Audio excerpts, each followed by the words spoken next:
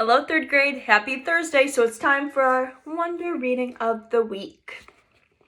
So this week, how fitting, we are starting on a brand new part. We're going to start to hear Miranda's point of view from the story.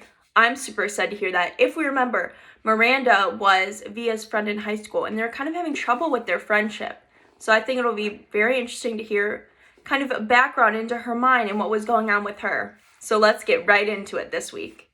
So as I said, part 7, Miranda. Camp Lies. My parents got divorced the summer before 9th grade. That's freshman year of high school. My father was with someone else right away. In fact, though my mother never said so, I think that's the reason they got the divorce. After the divorce, I hardly saw my father.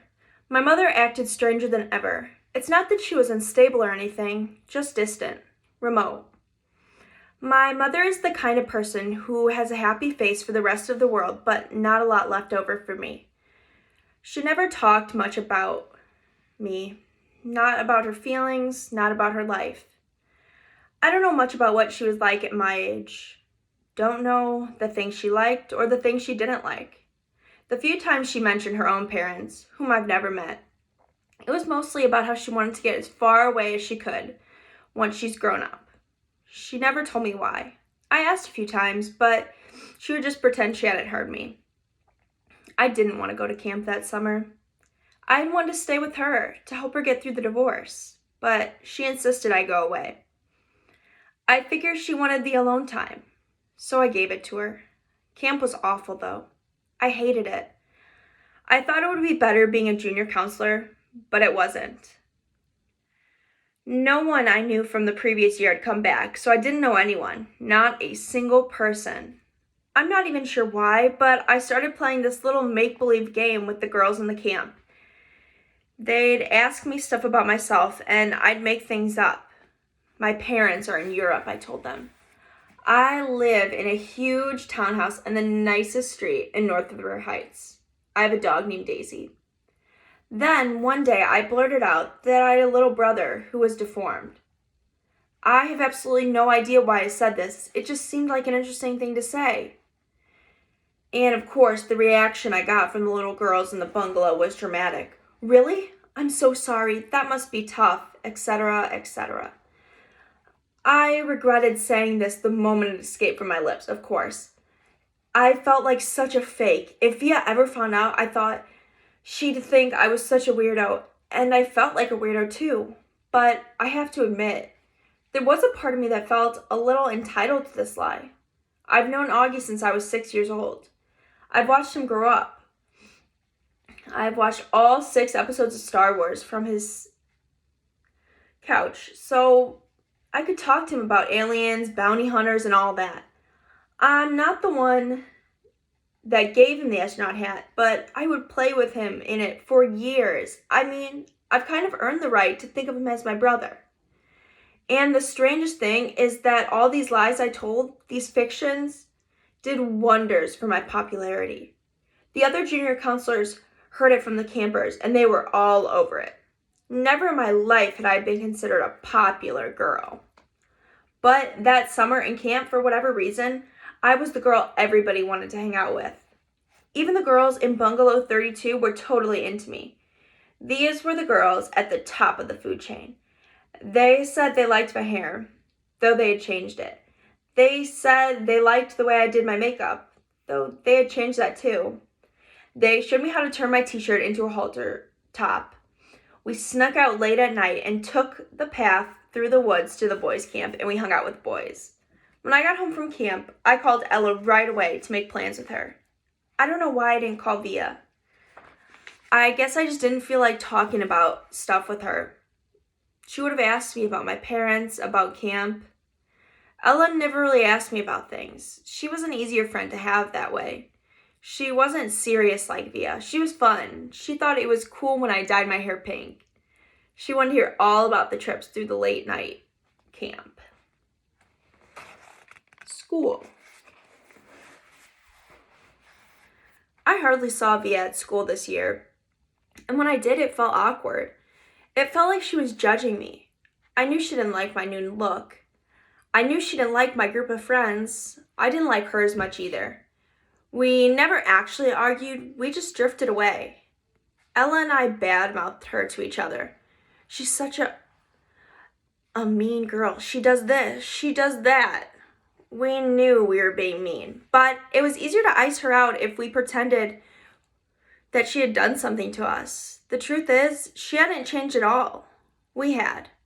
We'd become these other people, and she was still the person she's always been. That annoyed me so much, and I didn't know why.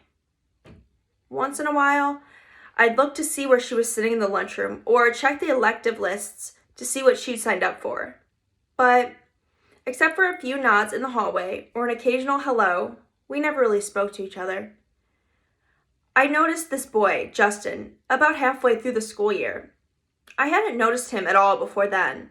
Other than that, he was this skinny, cutish dude with these thick glasses and long hair who carried a violin everywhere.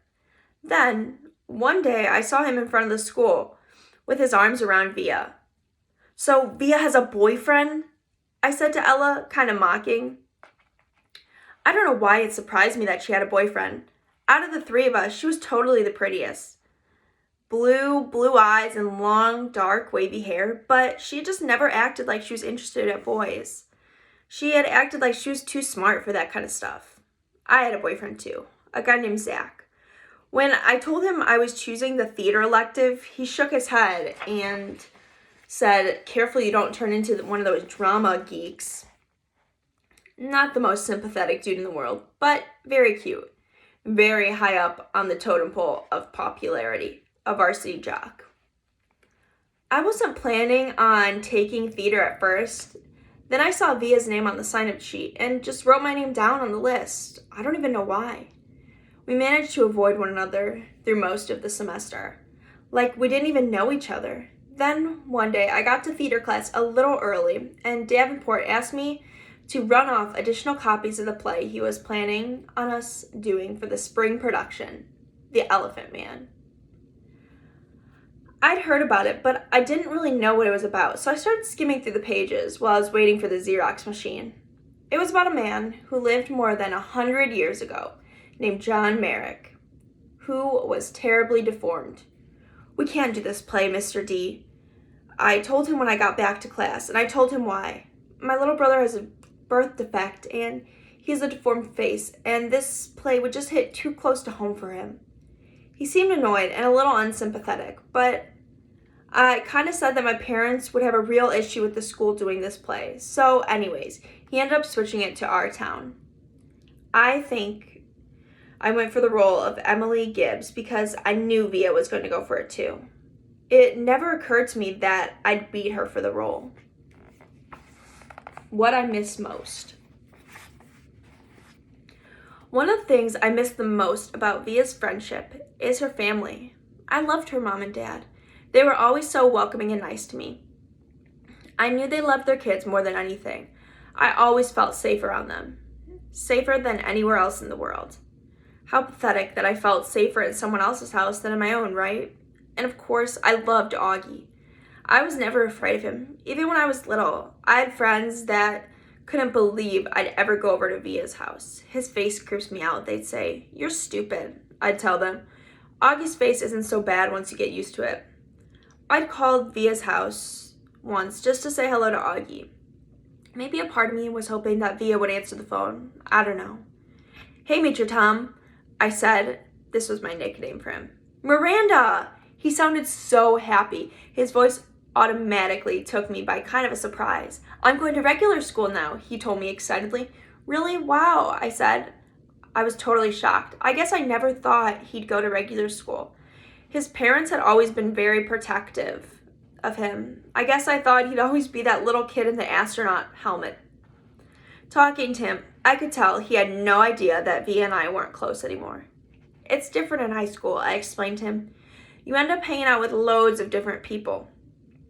"I have some friends in my new school," he told me. "A kid named Jack and a girl named Summer." "That's awesome, Augie," I said. "Well, I was just calling to tell you I miss you, and I hope you're having a good year. Feel free to call me whenever you want. Okay, Augie? You know I love you always." "I love you too, Miranda." Say hi to Via for me. Tell her I miss her. I will. Bye. Bye. Extraordinary, but no one there to see. Neither my mother nor my father could see the play on opening night. My mother, because she had this thing at work, and my dad, because his new wife was going to have a baby any second now, and he'd have to be on call.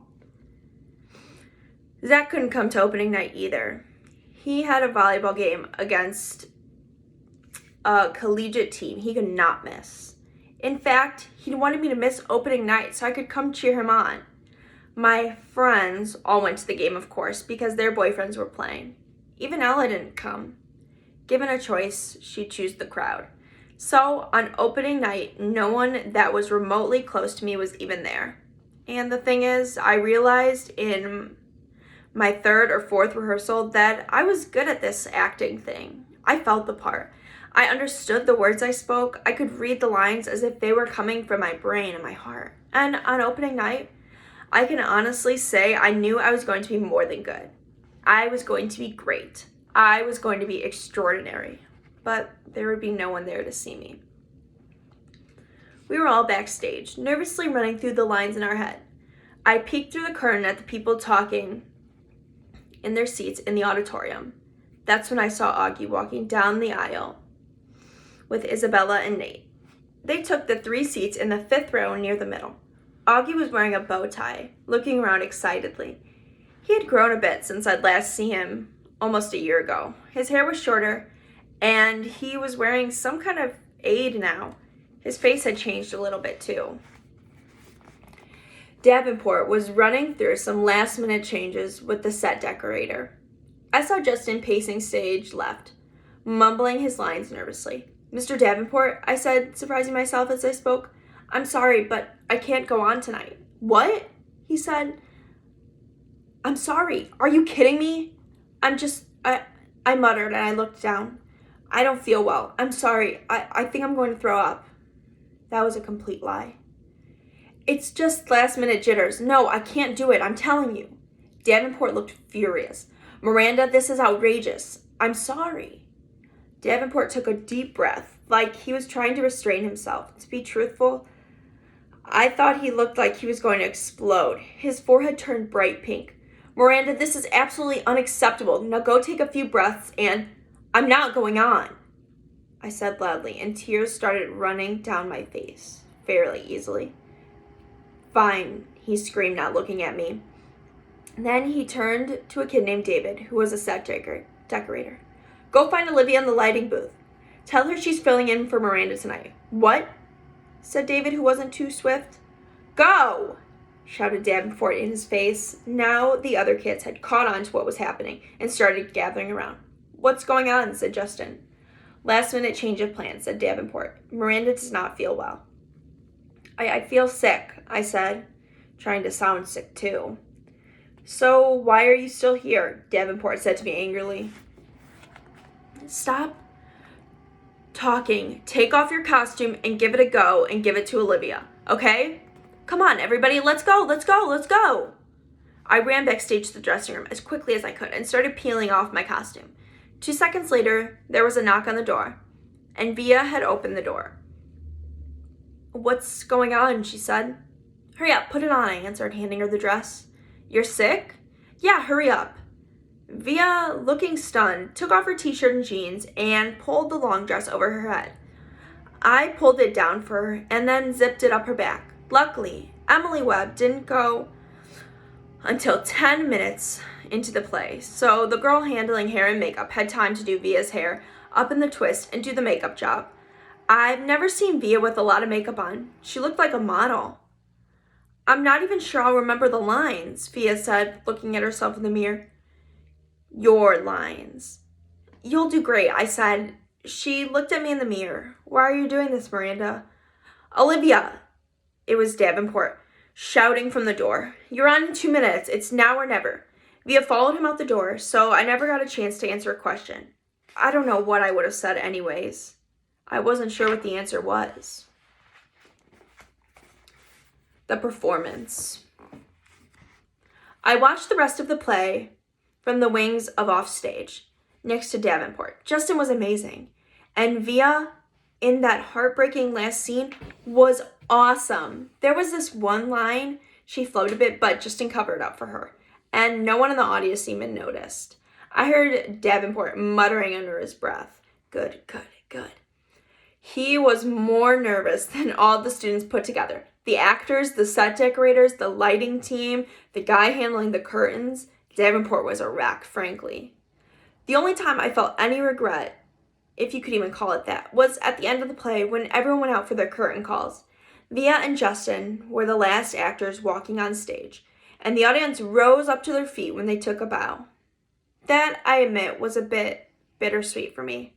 But just a few minutes later, I saw Nate and Isabella and Augie make their way backstage.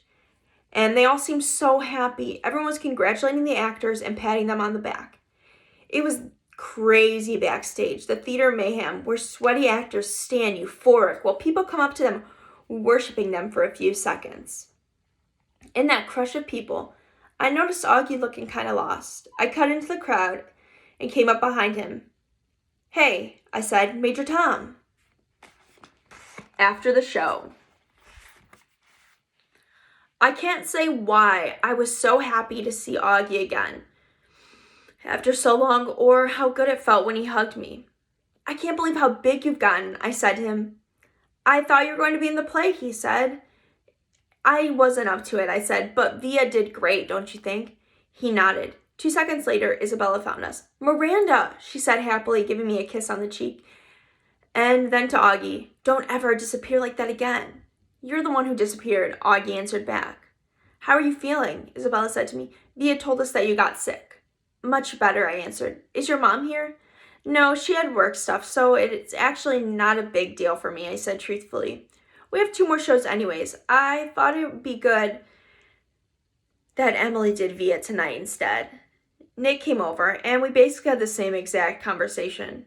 Then Isabella said, "Look, we're going to have a late dinner tonight to celebrate the show. Are you feeling up to joining us? We'd love to have you." "Oh, no," I started to say. "Please, please," said Augie. "I should go home. We insist," said Nate. But now Via and Justin had come over with Justin's mom, and Via put her arm around me. "You're definitely coming," she said, smiling her old smile at me. They started leading me out of the crowd, and I have to admit, for the first time in a very, very long time, I felt absolutely happy. Part 8, August. You're gonna reach the sky, fly, beautiful child. The 5th grade nature retreat. Every year in the spring, the 5th graders of Beecher Prep go away for 3 days and 2 nights to a place called Borewood Nature Reserve in Pennsylvania. It's a 4-hour bus drive away. The kids sleep in cabins with bunk beds. There are campfires and s'mores and long walks through the woods. The teachers have been prepping us for this all year long, so all of the kids in the grade are excited about it, except for me.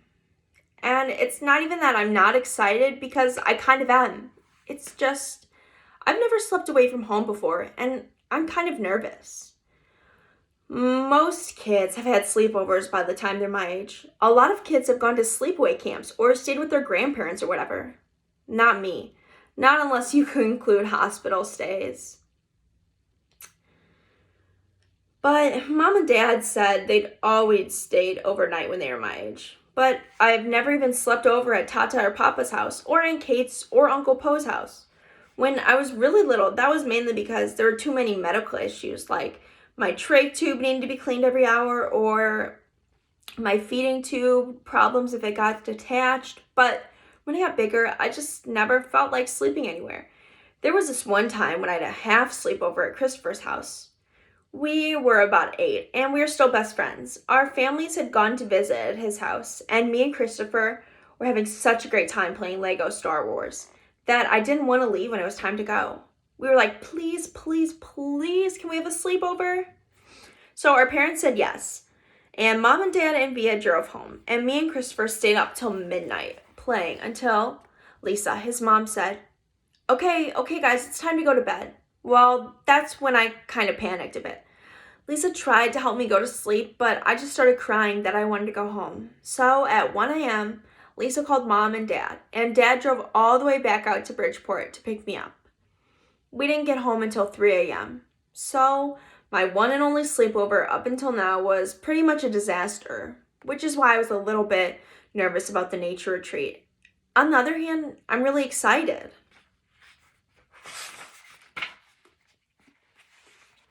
Known for.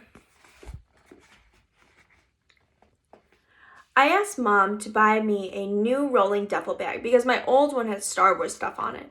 And there was no way I was going to take that to a fifth grade nature retreat. As much as I love Star Wars, I don't want that to be what I'm known for. Everyone's known for something in middle school. Like, Reed is known for being really into marine life and oceans and things like that. And Amos is known for being really good at baseball.